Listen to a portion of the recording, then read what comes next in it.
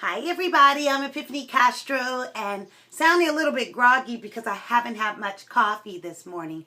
But good morning to everyone. And today is the 16th of February 2015. This is my video blog where I'm at. And where I'm at is day 2 of OPP, Other People's Poetry. As promised, I was going to bring to the beautiful people some works of other poets who I quite enjoy their work. So today's selection, Queen Sheba. Y'all might know her government as Bathsheba A. Ream. But I know her as Sheba. I know her as friend. And she has a book called Long Story Short, From Foster Care to Fame. That's her book. She has epic ass pieces, but I was able to pick one that I found suitable for this very occasion. So I'm going to read it to you. You ready? So y'all know I'm half blind, so I'm going to read it. Okay?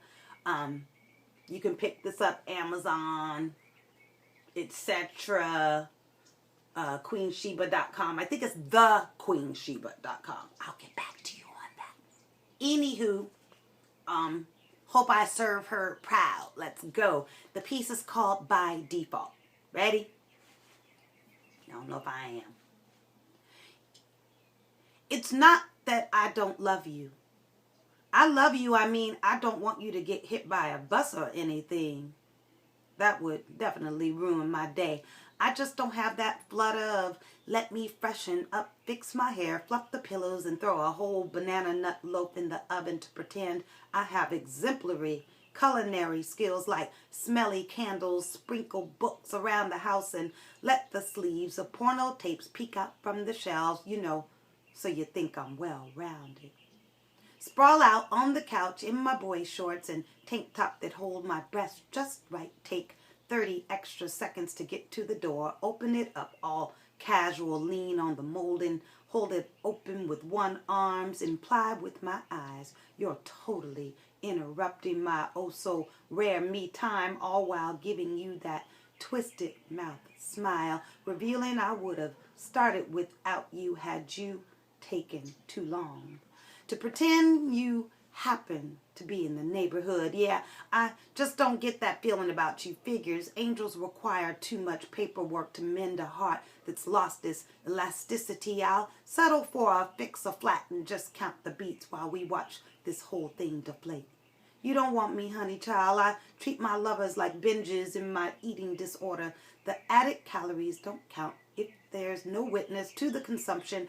I waited for the ponies and princesses, the first touch, glance, look, stare, and we marry in some 24-hour attorney's office with more paperwork per square foot than walk space. He forgets our name in the ceremony. The horse in front of the carriage outside has Alzheimer's and arthritis. Called it a night, leaving us to a smelly dollar cab with my second-hand wedding dress caught in the door, dragging through the streets, tethered and holy. By the time we reached the hotel, we cleared our savings for 2 nights on the 12th floor, including breakfast.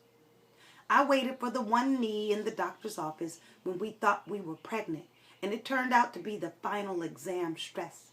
I waited for the we reached for the same coffee mug across the table at the truck stop diner, neither of us looking up from our morning papers. Mine, a tabloid with aliens on the front. Yours, the local journal with aliens on the front. I waited for the blindfold, drive me around aimlessly for hours, hop a chartered plane, land on an island, and pop the question in our double VIP extended lounge, all-inclusive suite with Pierre at our every beck and call. Even if I pretended to be coy, you're psychic. We are the world, soulmates, prick a finger, blood in a locket, BFF, channeling. Should have told you different. Don't tell me I'm fantasizing. Don't tell me I'm waiting for something that'll never happen. That's the expectations you laid out in your rap songs, right? That's what you said us down bitches would get, right? Oh, come on. Don't twist your face up now. I would have never bought up that damn jet had you not said you had one deck. I would have been good with the transit, but you, homie, hyped the shit up about extravagant shopping sprees and spontaneous getaways.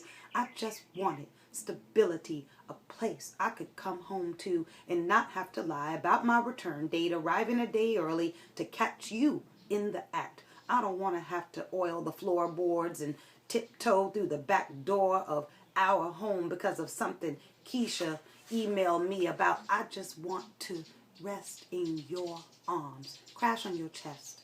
I'm breaking up with you by default. Habit, really. Why ruin a good thing? Let's face it, no one's showing up to fill my side of the pews. Who should I invite? People who already know I loathe you. I waited for the tall, short, fat, thin, fit, asthmatic, sumo wrestler, kite-flying, champion stockholder, sandcastle building, polygamous, monogamous, barefoot, self-searching, inner spirituality, finding solace in a peanut butter and jelly sandwich. Backpacks through Europe, reading Malachi York for Dummies, incense falling out of his backpack while checking his PDA. But I met you at a party while I was on a date.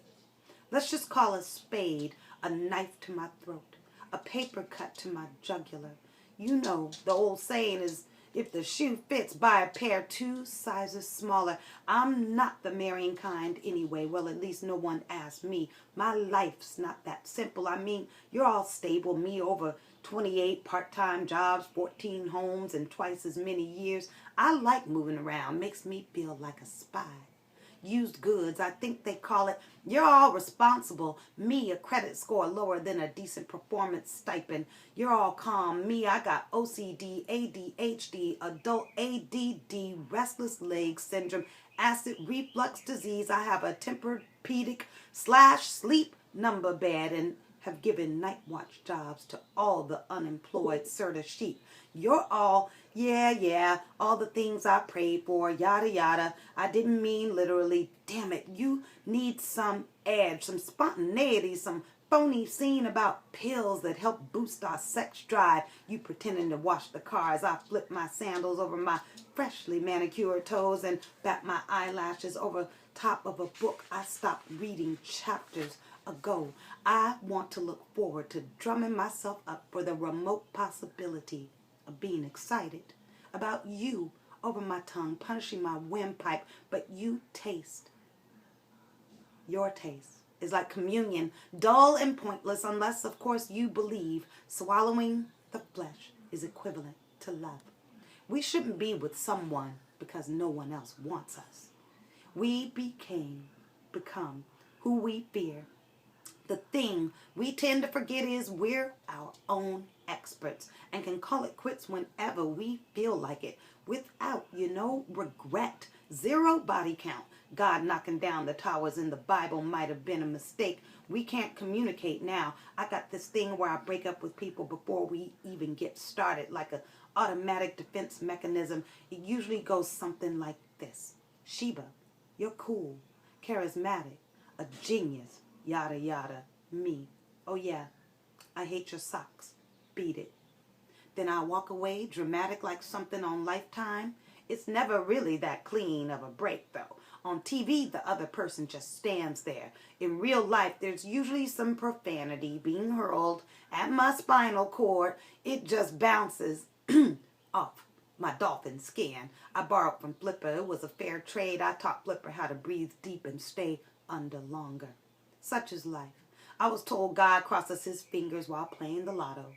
When I'm angry, when my patience runs a few seconds behind my intentions, it's only my way of saying, how dare you not be perfect, right, and exact, Gabriel. Don't you know God is taking notes in the margin? What were you thinking showing up here, feathers out of place? Halo needs some Tarnax. Your fingertips better not be twitching as you kneel before him awaiting your next command. You've been showing up to work slathered with sin on your breath, ink from the club stamp all over your wings. I've been running behind you, screaming your name before you jump, astonished to find out your wings are only clip-ons. My grandparents argued daily. They haven't spoken since the youngest left for college. There's no need finishing each other's sentences when there's nothing left to say. Yes, by default, by Queen Sheba. Had a little hiccup there. You know, her words are so grandiose and dope and emotional and wonderful and relatable that sometimes, even, you know, I'm reading her stuff, it's cool when you're reading to yourself. But when you're reading it out loud, you're going to have some hiccups, especially when you're legally blind like me. But I thank her for begifting me with this book some time ago. And I thank you for listening to me. And I really like the idea. Let me not cover her cover. I really like the idea of doing OPP. And I'm going to keep doing it. And who knows who I'll choose for tomorrow. I don't know. This came to me last night. Not in a dream, in a thought. You know, I know it sounds far more poetic to say in a dream. But it came to me in a thought, a conscious thought. I'm going to read Queen Sheba's piece by default on my next blog. So, I hope you guys have a great restful day because for a lot of people, you don't have to work today. And so, I'm about to get out of here and do some girly things because you know I'm so girly. And I'll talk to you soon. Be well. And I wish you much love and peace and paradise. And I say namaste and go vegan.